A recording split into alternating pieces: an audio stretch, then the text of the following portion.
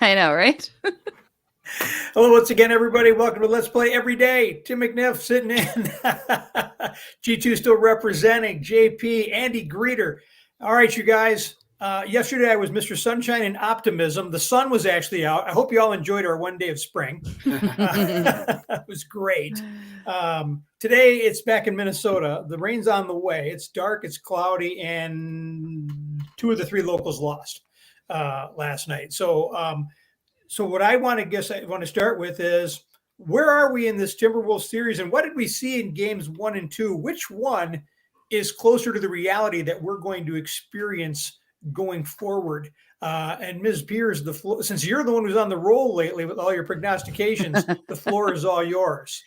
Somebody had to combat your positivity with a little bit of negativity and realism, right? It's still Minnesota sports. Unfortunately, I didn't get to watch obviously a whole lot of the Wolves last night because the Wild won last night, so that's exciting for them. No, I mean, it was a bad Timberwolves game. Like, I don't think that's a team that you're going to see regularly moving forward because it's one of the worst games I've seen them play. They got away from their game. They got away from their mindset, their focus, just nothing going the way that they need it to go. It's almost, in hockey, you talk about going back to simplifying your game. It's almost like that's what the Wolves needed to do. They needed to kind of reset. And I think using this time in between games 2 and 3 will help them do that. So, and bringing it back home, I'm imagining is going to help as well. So yeah, I don't think you're going to see that team moving forward. I think you'll probably see a combination of who you saw in game 1 victory and in the game 2's loss, because I think game 1, I know a lot of people disagreed with me when they said they stole it. I felt like maybe they stole a little bit of it. I still love the matchup with Memphis. I think they match up well with them, but I think Memphis has a little bit of an edge, a little bit more skill on their side. So I don't think you're going to see a repeat of last night. I hope you don't see a repeat of last night, because that's certainly going to end the series much quicker than the Wolves would like. Andy. I think last night was indicative of what we'll see going forward. Obviously, Memphis is the second seed in the West. They have the second best record in the NBA. Ja Morant, as we saw last night, as he nearly had a triple-double, is one of the most dynamic players in the NBA. And I think probably the most concerning thing for the Timberwolves going forward is the fact that the Grizzlies switched up their coverage on Karl Anthony Towns. They took Steven Adams out of the game. They put Jaren Jackson Jr. In the game, and Cat can destroy a regular old school number 5 like Steven Adams. He has trouble against smaller, more athletic fours like Jaren Jackson, and we saw that last night. Obviously, Towns got in foul trouble, and that's the second time in 3 games that has been his bugaboo, and that's been probably the most problematic thing. They also need D'Angelo Russell to show up to this series. He's been cold in both games. He was electric down the stretch in the play-in win, but they need him to get going if they have any shot in this series. G2. Yeah, I agree with Andy, man. I feel like D'Lo being kind of slow really hurt him, because especially during the season, they've been able to rely on him versus Memphis, averaging 30 points and also just getting wrecked in the paint. I mean, if you're giving up that many points, but then also I've noticed there's only 1 rebounder down. Everybody else is sitting out at the perimeter waiting on the kick out when we need guys getting rebounds. It is just insane. You have a team where offensively you can do what they do. I mean, they try to do what you do. We're the number 1 scoring team in the league, but it just kind of seems like, once they get punched in the face, the kind of old Wolves come back and start looking bewildered.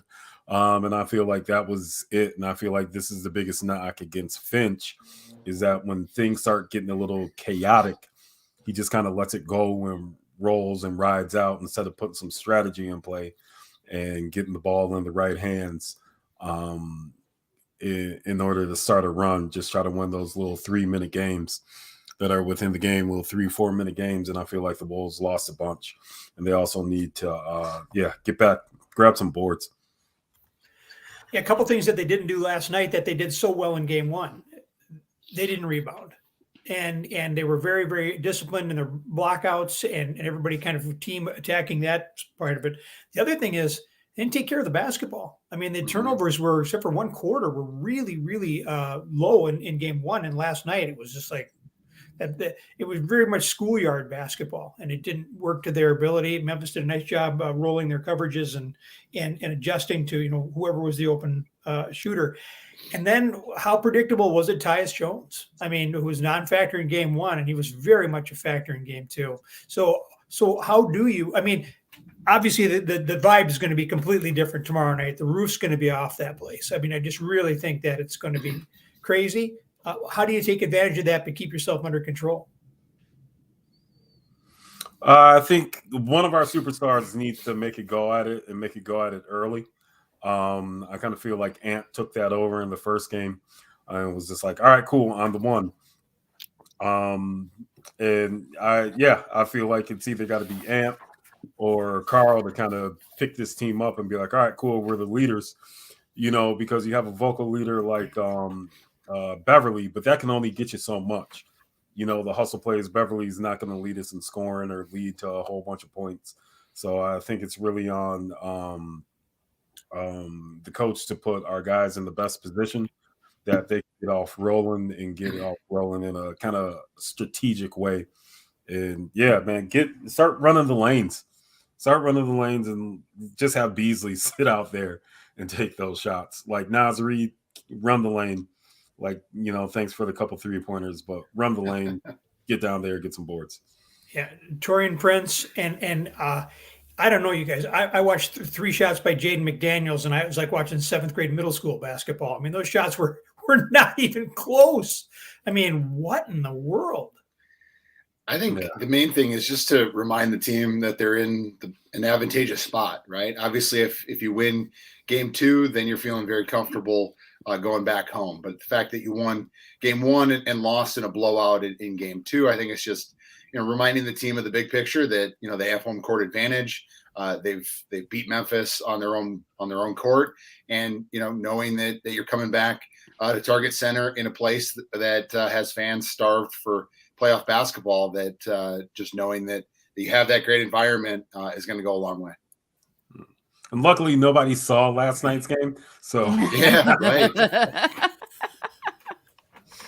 There you go.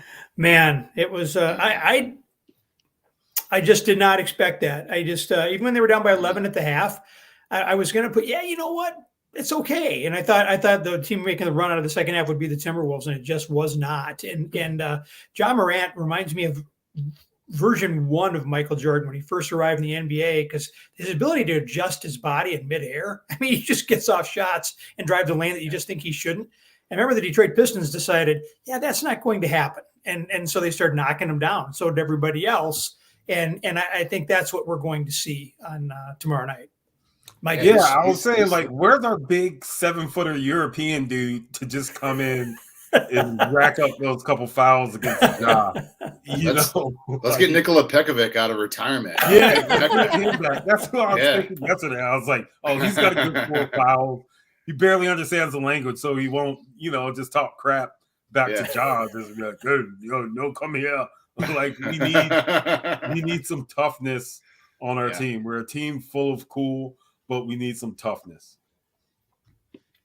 When John starts hitting threes, you go, oh gosh, because he can do all the rest of it. When he's hitting threes, not going to be a great night fun for you. To watch, though. That is the thing. It sucks when he's playing against us. He's like, like you said, the early Michael Jordan. He's the Barry Sanders of basketball, because you just kind of want to sit back and just look like, oh God, what's he going to do? Like, he makes the game look like, he gives you that impression like you could do that. He's not a very big guy, and he winds his way through people and gets off these shots, and you're thinking, I could maybe play that game like that. No, you can't. He just does stuff. Tim's out there trying to be Ja. Flashbacks. I don't look at John Morant and think I can do it. That's not what I think. But I just like, you see a guy that size, Andy, how does he create space? How does he go through there and do that? And like Greg said too, and he's over on the sideline, he's busting a gut when he's over on the bench and talking. It doesn't look like he's talking about the game. It looks like he's involved with something else. Seems like a really good kid, like a good guy to be around. So, And I think that my prediction is it'll be Ant's time to answer on tomorrow night. I think he's going to shoot early. He's going to shoot often. And I think that their fortunes will probably rise and fall with what he's going to do. I didn't know John Morant's dad was Usher. That was a revelation to me. Wow. That interview was fun, wasn't he it? could still be in the league. I know, right? Hey, you guys want to hear a Usher's joke? It's Yes. a TikTok joke. It's 7:00 on the dot. Where's Usher? In In his the drop club? top. Yeah, there you go, Oh, G2. There you go. You know, I had no shot at that. I knew you had no shot at that for me. Sorry. I'm like, yeah, He's no cruising shot. the streets. Yeah, exactly. Ready to go.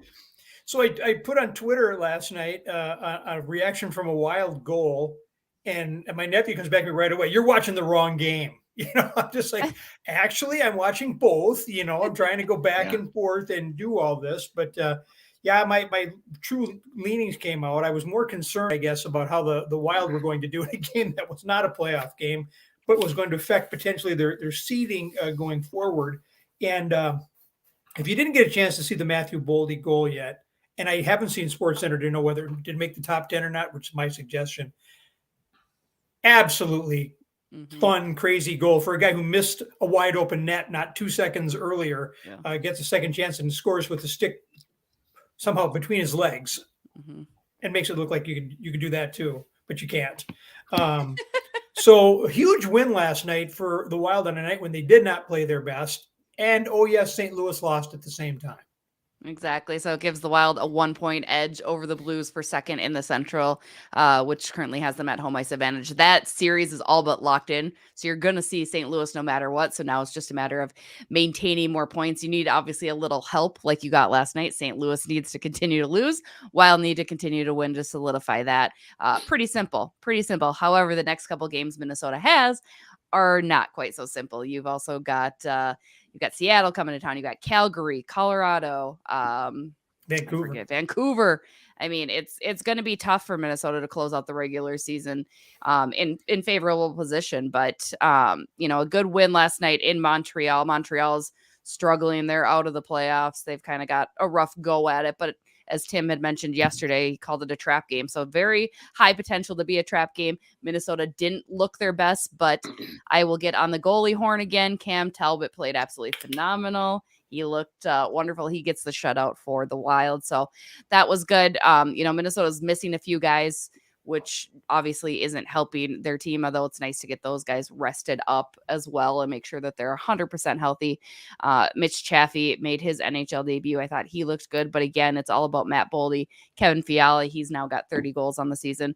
Boldy's actually on pace for 30 goals to finish out the regular season, which is absolutely tremendous. Minnesota's got 3 players with 30 goals this year, 30 plus goals rather, which is the first time in franchise history. So it begs the question, do you really have to take another hard look at the checkbook and figure out how you keep Kevin Fiala? I don't know. I mean, I feel like it's impossible to do, but to let him, you know, to trade him, I don't know that you're getting the value back that you need for him at this point. And Bill Guerin is a smart guy. He knows what he needs. I wonder if he is taking another look at that and reconsidering kind of some movement in the offseason. So I'm curious to see. I know I love Fiala's reaction. We asked him about that the other night, and he said he's focused on just helping the team win. He's not focused on what his contract looks like, what happens next year. He's right now focused on the team, which, you know, it doesn't feel like lip service. He's a guy that wants to win. So it'll be interesting. Jessi, I'm curious, what has Cam Talbot said about the trade for Marc-Andre Fleury and how he kind of reacted to that? Yeah, what you know, he said? We had asked him immediately after the trade happened, right? And he said, it's great. We've got 2 really good goaltenders. And I think, you know, behind the scenes, you have to imagine Cam Talbot saw that as okay, they're bringing in a guy for the playoffs because they don't think that I'm going to be that guy. Because again, I do still believe Marc-Andre Fleury is the person you're at least starting when playoffs begin, because you know the capability he has as a playoff goaltender. He's won cups before. You know, he's that guy. But Cam Talbot's certainly making a strong argument for himself. You know, I don't know that necessarily Guerin looked at it as a way to push Talbot to the play that he's had as of late, but it certainly has worked out that way because now you do have 2 very capable, strong goaltenders, which at the end of the day was always my issue. They didn't have a strong tandem with Talbot and Kakkonen. Now you have a very strong tandem with Fleury and Talbot. So Cam's been great. I mean, it's probably helped that they've gone every other game as well. Dean continues to rotate them in every other game. It's not been any one goalie's net, and I'm sure he'll continue to do that throughout the season. So yeah, he's reacted well, and again, he has made his own argument in his own way to claim a starting role possibly in the playoffs. Yeah, I kept waiting for the soft goal last night, kind of watching the game like this, but he was great down the stretch, and they needed him to be, because they were not. Yeah, it was not a great night for the Wild last night, but they got a win against a bad team on the road. 6 games left, 5 at home, and 2 of them. They've only got Saturday. Yeah, they've got back-to-backs coming up this week. As you mentioned, it's Vancouver and then Seattle on Friday as well. First time Seattle comes to Minnesota, so that should be kind of exciting. And then they've got one more road game, and then they've got I'm looking at the schedule here, guys. Don't worry. Yeah, Arizona, Calgary, and Colorado at home next week, Tuesday, Thursday, Friday. So close out the regular season, and then playoffs would begin that Monday after Friday. I don't know if the Wild would play Monday or Tuesday, probably Tuesday, but yeah, ready to go. And hopefully by then the temperature will be out of the 40s, because it might just be like December in here when the hockey playoffs are beginning finally. That's doubtful. We're due for one more good blizzard, I think, right? Yeah. So the Twins also played last night, and I was going over there too, because I just want to see if any of these guys who we picked up, these guys who are all reconstructed and past their prime. And so far, they've been doing okay. And I'm watching this game, and here's where I'm going to go off, because this is a team that is supposedly directed by 2 guys who are all about analytics, managed by a manager who is supposedly all about analytics. Last year, Salvador Perez led the American League with 48 home runs. I don't have this exactly in front of me, but I think if I looked it up, 40 of them were hit against the Twins last year. 40 of his 48. There's nobody else on Kansas City's lineup that can hurt this team. Yet, who do they pitch to? Not once, but twice. And who hits 2 home runs last night in a 4-3 Twins loss? And I'm not sure if both Chris Archer and then later Tyler Duffy just didn't locate the pitch where they were supposed to.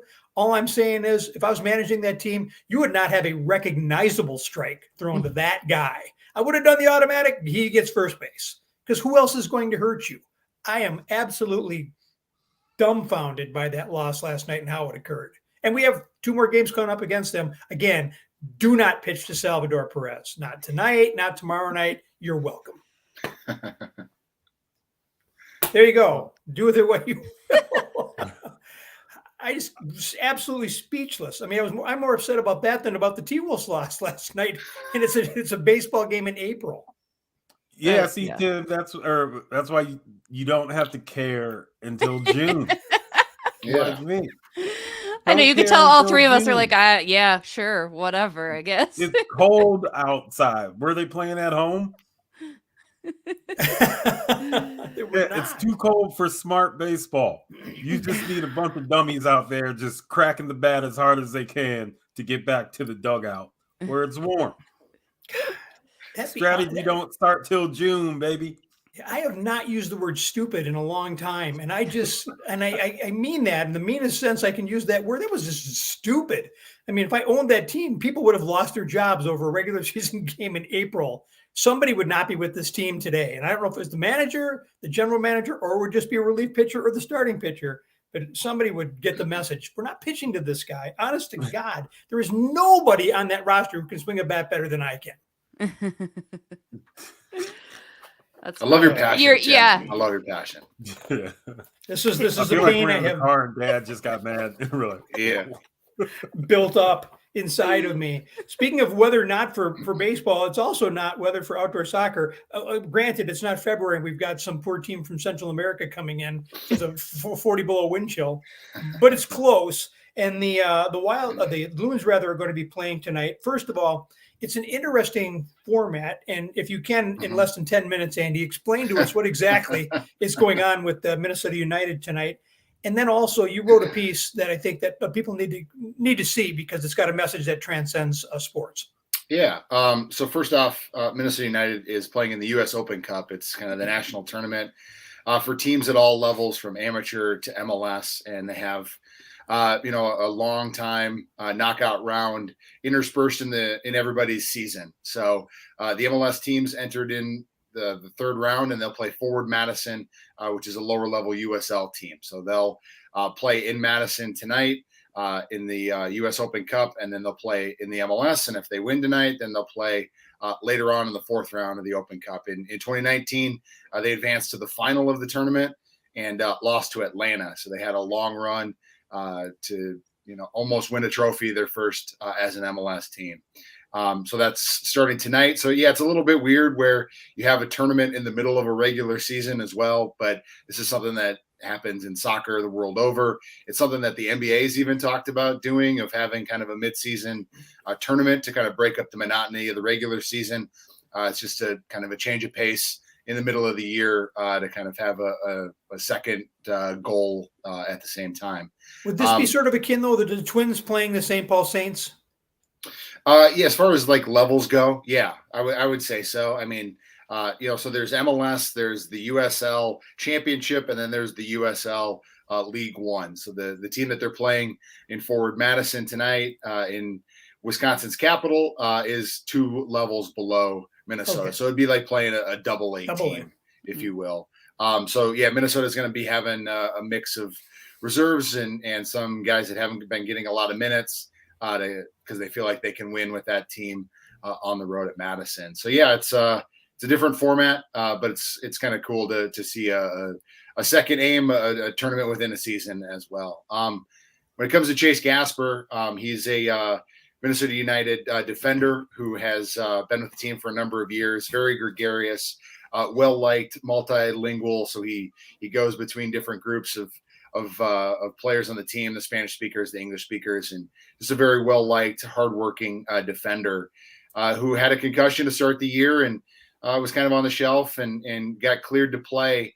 And it looked like he was going to be in the lineup at some point. And then in some surprising news, he decided to enter into a rehab program and spent a month out in Malibu getting treatment for what he called, anxiety, depression, and addiction, and spoke to the media yesterday and did so in a very courageous way to kind of open himself up and say, hey, I've been struggling and I needed help and I got help, and really encouraged and implored people to kind of not try to feel like they're strong by fighting it alone or not addressing the issues that they have and seeking treatment and saying that, hey, there is hope, there is light for people that have been struggling with addiction or with mental health issues. And I just felt like it was a strong way for a player to kind of speak out and address an issue that isn't talked about enough. And where can people find your story? TwinCities.com. Yeah. It's a good piece. Well done. And what are you working on next? Oh man. So Minnesota plays tonight. So I'll be covering that. I'm working on something on Boye Mafe going into the NFL draft next week, kind of looking at him and if he's a potential first-round pick or second-round pick, and what kind of the attributes that an NFL team will get in the Gophers rush end. G2, what's going on with you, my friend? Getting ready to host a film festival for the NAACP next Friday. So, which I was told, which will be airing on PBS. I'll have my boxing gloves ready just in case Will Smith shows up. You can never be too careful at these award shows. That's right. And you're hosting. Yeah. Yeah. Very nice. Okay. And JP. Like I said, Wild are back in action tomorrow and Friday here at home. So I'm going to soak up another lazy day with the baby today. We'll see. If you guys want to go check out Bar Down Beauties, we talked with Meredith Lang, who is up for the Willie O'Ree Community Hero Award this week. She's doing a tremendous job making an impact on not just hockey, diversity in hockey, but also for girls too as well. So she's doing some really cool things. We should find out hopefully soon whether she actually won that award from the NHL. So good for her. Look forward to seeing that. Any of you guys streaming the show on HBO called Winning Time? Yeah, I heard Jerry West is not too happy with his portrayal, apparently, huh? So I was like 17, 18 years old when Magic and Larry came into the league, and kind of peak interest in the league and the game and the rest of it, and grew up thinking, watching Jerry West play and all this stuff. And this show comes on, and I enjoy the show quite a bit. Mm-hmm. I'm like, was Jerry West really this much of a trash human being? I mean, I had never heard this, about the guy before. Well, apparently Jerry's saying he wasn't, and he isn't. And he's got people like Kareem Abdul-Jabbar and Mitch Kupchak and people who are portraying the show coming back and saying, yeah, that's nothing more than character assassination. So, yeah, I apparently I'm interested into why they felt they had to take that avenue, for an entertainment value because it looks like it's just character assassination, or at least that's what Jerry's telling us. Yeah. I read the book by Jeff Pearlman 10 years or so ago, and there was nothing like what we see in the show about Jerry West. That's not in Jeff Pearlman's book at all, and Jeff Pearlman has said so as well, and he's been defended for what he had about Jerry West, which isn't like the show at all. So yeah, it's backed up by the book too. Well, and I'm interested, and I forget if they play anything at the beginning, because lately, I don't know if you guys have watched a lot of these, like Hulu has shows that are based on the true story of things, but they say there's so much of it that's not fake. And it feels like TV shows have really taken it to that next level. Like, well, this is over dramatized, but they don't call out specifics. So you have no idea what's been over dramatized and what's not accurate then. So I wonder if HBO did any of that to save their butt, right? Like, well, this is based on this, but we've dramatized some things. And I mean, I imagine they did, because HBO is not stupid. I'm sure that they've covered it for that sake, but it still is. Is it? It's right yeah, there. You Yeah, go. it runs before every episode. But man, I love. Somebody said you've turned him into Wile E. Coyote, and I just was struck by that. I was like, was he really this much of a loose cannon? Because they can't do this if he wasn't, right? And apparently, I guess you can. Man, that's got to be hard to watch that.